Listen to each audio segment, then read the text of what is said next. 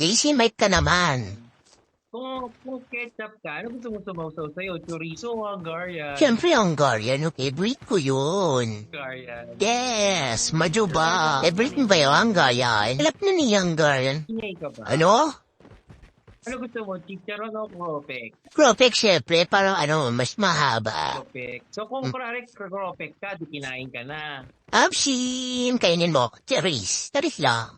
Ikaw na ba, no? May kalaban, no? Think nga nung paano yun tunog? Pag kinain ka. Ganto.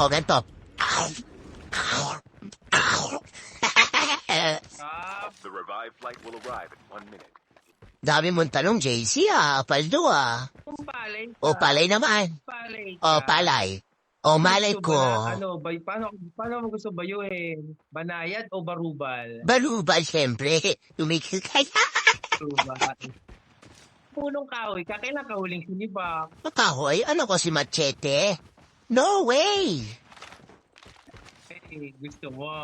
Kung parang gusto mas malambot ka nga sa akin. Ship terminal is almost ready. Okay, ano gusto mo? Tito o Pacboy? Siyempre, Tito, doon tayo may arit yun Si Pet Boy wala na. Omsin, di ba? Tito. Wala na F-Boy wala arit yun. The safe zone is collapsing. Airdrop is coming. Ano? Airdrop has Sukit been ko ka, baby. Ano?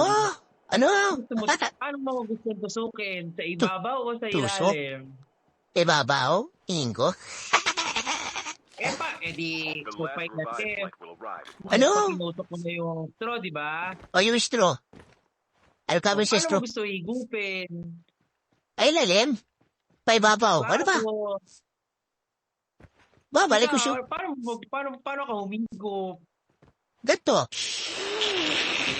Parang isang ano yun, tapos na kagad no? Omsin.